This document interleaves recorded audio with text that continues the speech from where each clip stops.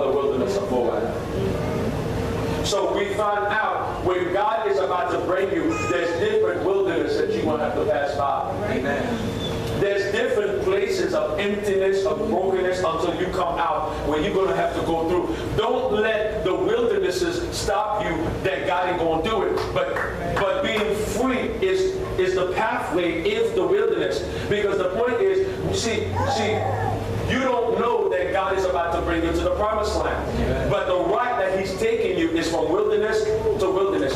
Why does God have to bring you from wilderness to wilderness? Because he has to keep you from the eye of people and from the things of people. Because if you're going around with this whole bunch of people, they may detour you from going ahead and make you to turn back.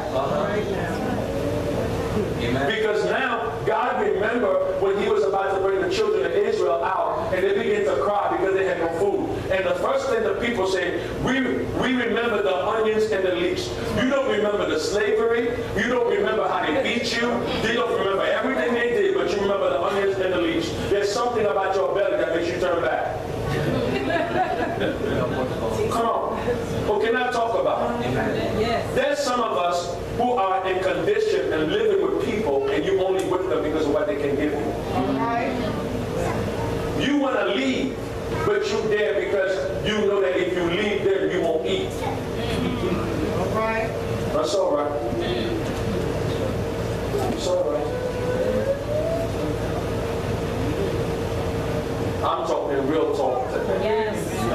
You're not where you are with some people because you want to be. You there sometimes because it's necessity. I ain't judging nobody. The necessities of life will make you decide and make you do certain things. And sometimes when you don't see better, you tend to want to stay where you are. Or can I say it? That's why some of you say, I'd rather stay with the devil I know than the devil I don't know. And guess what the equations of all this means? It's still the devil.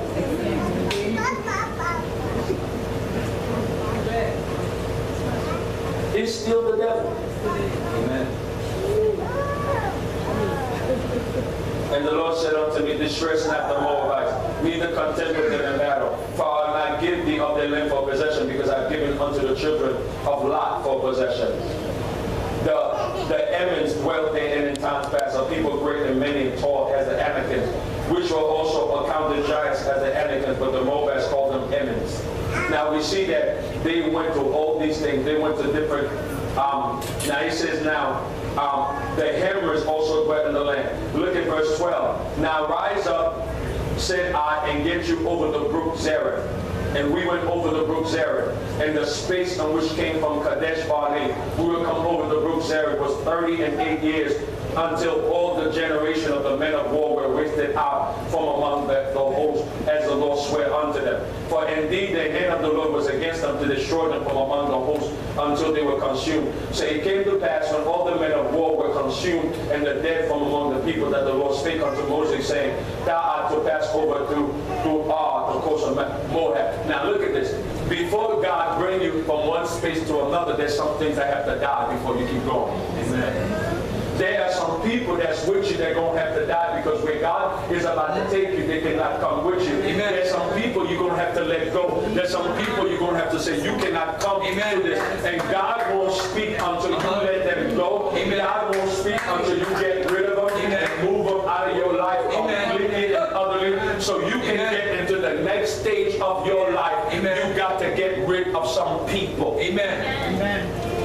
You can hang with them. You can say hi, but I can hang with you. I can be with you. I got to move on. Can I tell you something? Could it be what's holding you from your next level is people that you choose to be around? All right. Go ahead. Could it be what's keeping you from walking into the fullness of God? It's the people that's around you that's keeping you in the same old place. And God said the men of war is going to have to die. The men of war are going to have to die for you to go into the next level. And when thou comest nigh over against the children of Ammon, distress them not, no meddle with them, right? I will not give you of the land of Ammon. Look at this. I'm walking to places and I thought it belonged to me, but I didn't get my stuff yet. A lot of times you thought where God is passing you through was the place of your stuff. And God keeps saying, no, that's not yours. That's not, go, keep going. And the thing about it, you keep seeing people blessed and you don't think you being blessed. But what God has for you Amen. Is a whole lot better than what you've been seeing. Amen. Hallelujah. That also was a counter, a land of giants. Giants dwelled there in Old Town, and the Ammonites called them Zaman men. And a people great and tall as the Anakims, for the Lord destroyed them before them. They succeeded them and dwelt in their stead, as he did to the children of Esau, which dwelt in Seir, when he destroyed the horns before them, and they succeeded them and dwelt in their stead even to this day. And the Ammons which dwelt in Hazor, even unto Hazor. Well, keep reading. Now look at verse 24. Rise up, take your journey, and pass over the river Arnon. Behold, I have given into the land of Seir the Amorite king of Heshbon and his land. Begin to possess it and contend with him in battle. Now God told the children of Israel this, rise up, take up your journey. But one time God said, now you need to fight. Amen. You got to know when to get into a fight when God tells you into a fight. You never get into a fight until God tells you to fight. Amen. He said, now possess it. It's yours. Now, this day I will begin to put the dread of thee and the fear of thee upon the nation that are under the whole heaven, who shall hear a report of thee and shall tremble and be anguish because they... See, God knew how to pick a fight. Amen. See, God don't pick a fight just to pick a fight. How many people watch boxing? Yeah. Well, you see that the guy come to the who fight the champion is the number one contender. Now, if I beat the number one, the champion, now I become champion. Now, God is saying, the reason I want you to pick a fight with this king, because he's going to give you a reputation. Because, this king is a big king. The other kings, they mean nothing. Amen. Pick a fight with them and possess what they got. Because if you can beat this demon in the season, every other demon going to hear about it. Amen. If you can beat that thing, everyone, see, every other fight, ain't going to be no fight. Amen. If you go to the jailhouse and you pick the biggest and baddest dude and lay him out, you don't need to fight up in there. You can't. You running stuff. I don't need to fight. All I need to do is fight one fight, and then after that, that's it. And every other guy will come alive. If I beat the guy they respect, they're going to have to give me all the respect, and I run the place. So God is saying, now, I want you to pick a fight with this king and possess what they got. I want you to own what they got. Don't be afraid of this next fight, because this next fight that you're going to be in is going to be a fight that's going to give you the rep that you need, that you don't have to fight no more. But God is saying to tell you, my Zion Worldwide Ministry, there's one more fight to have. And after this fight, everybody going to know who you are. After what you've been through, this one fight is going to let every demon, every spirit, and guess what happens? The fear of you is going to come. So guess what? You don't need to fight every battle, but you just need to fight this one battle. And when you fight this one battle, when you come back to the next land, they're going to say, go ahead. Go ahead. We don't want no trouble. We don't want no issues. What you want?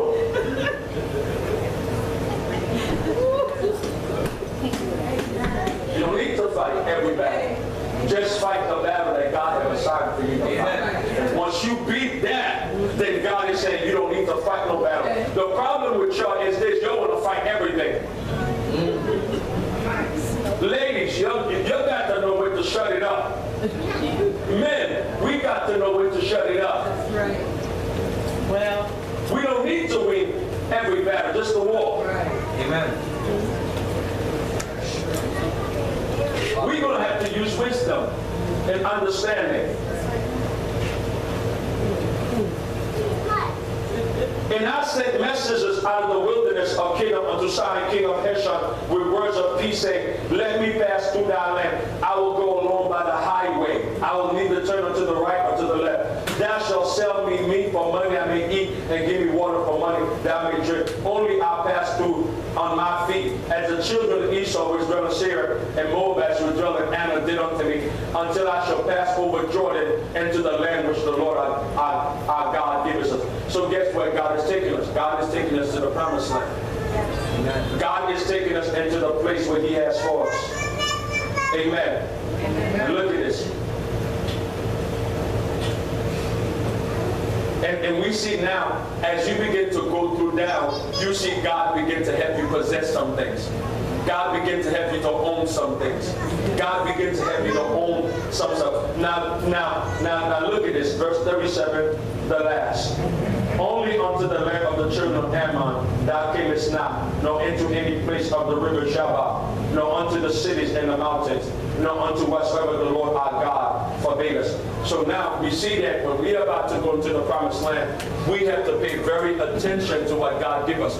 There's some things you're not supposed to touch. That on your way, there's some stuff you're not supposed to touch. Only touch the things that he tells you to touch. And anytime he tells you to touch something, it's to give you a reputation and fear of other people that's about to come into your life. I'm going to end this with a story. Some of y'all know the story, don't say no.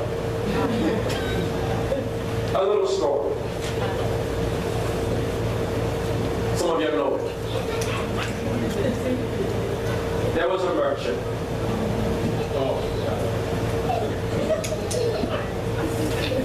He loves it, that's why.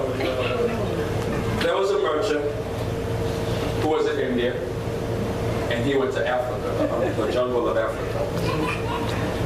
And when he went to the jungle of Africa, he got this parrot. And he brought the parrot back to India. Right? So he put the parrot into a cage, fed him, took care of him. And after a while, he's going back, to Africa. And he told the parrot, and I'm going back to Africa. Is there something that you want me to tell your friends when I go back to the jungle of Africa? And the bird said, yeah, tell them that I'm in a cage. And I'm eating, I'm drinking, I'm all right. And then he said, okay, fine. He saddled his donkey, he went down back to Africa. And he went into the jungle, he saw all the parrots. He said, yeah, I have your friend in a cage, and he's eating and drinking. And when one bird heard it, he keeled over and died. And the guy said, what happened? What would this guy die for? Why did this guy die? What happened? So he went back, to India, where he had the bird. He said, look, I told your friend, what happened to you? I told your friend that you were in the cage, and you locked up in the cage, and you were eating and drinking, and he killed over and died. Now the bird that was in the cage killed over and died. He said, what's going on here? Why is it that these birds are dying? So he took the bird, took his body, and threw it in the garbage. Then after 5 minutes, the bird began to move, and the bird began to fly. He said, hold up, bird. What's going on here? I thought you died, and you're going. Explain to me what's going on. So the bird turned around and spoke to the merchant. He said, well, when you went back to Africa and told my friend that I was in the cage, he sent me a message. And the guy said, come on, don't fly yet. What's the message that he told you? He said, for you to live, you got to die while you're alive.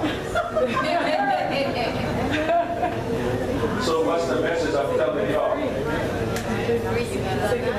For you to live, you got to die.